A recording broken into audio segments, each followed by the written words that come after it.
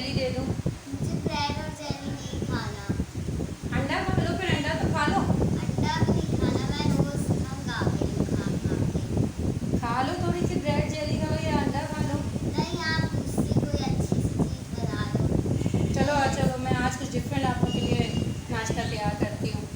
ये हमने आलू की कटिंग करके और उसमें मिर्ची और नमक डाल के फ्राई करने रखे हैं। जब ये क्रिस्पी हो जाएंगे तो इसे रोटी के साथ खाएंगे, जो कड़क रोटी होती है। तो ये हमारा एक नाश्ता ये तैयार हो रहा है, हो चुके। इसे काली मिर्च छिड़क के हम खाएंगे रोटी के साथ।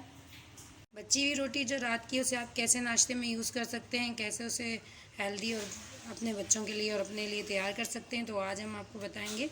हमने तेल गरम कर लिया, उसमें हम ये रोटी डालेंगे।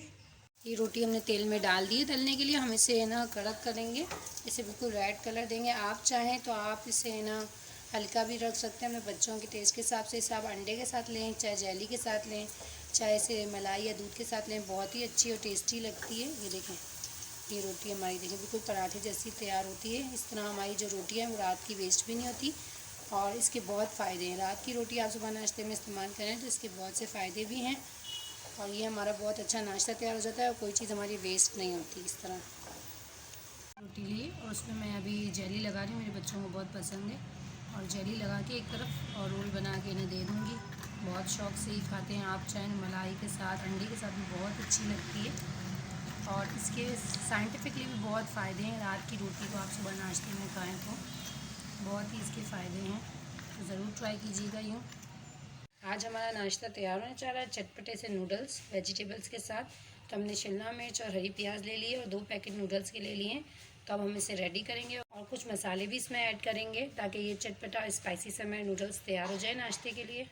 हमारे नूडल्स बॉयल हो चुके हैं, हमने इसे एक साइड पे हटा दिए चूल्हे से। और ये हमने वेजिटेबल कटिंग करके रखी है। इसमें शिमला मिर्च और हरी प्याज लिया। आप चाहें दूसरी भी वेजिटेबल यूज़ कर सकते हैं, जो आपके बच्चों को पसंद हो आप वो यूज़ करें। आज हमारा नाश्ता बन रहा है, आप नाश्ता हमारा देख सकते हैं हम कैसे अलग तरीके से नूडल्स तैयार कर रहे हैं। हमने थोड़ा सा तेल डाल के और उसमें वेजिटेबल जो है वो सौटे कर रहे हैं हम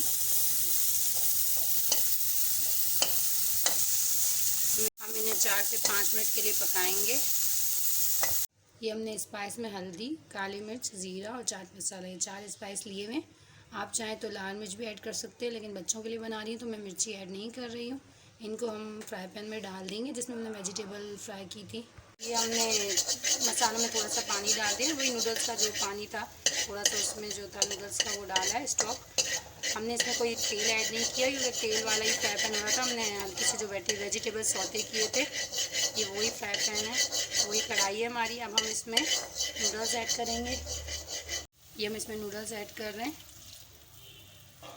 और बिल्कुल ये पानी हम तेज़ चूल्हे पे ड्राई कर देंगे। ये वेजिटेबल है ना, इसमें थोड़ा सा हरा धनिया मैंने शामिल कर दिया, ये मैंने इसमें ऐड कर दिया।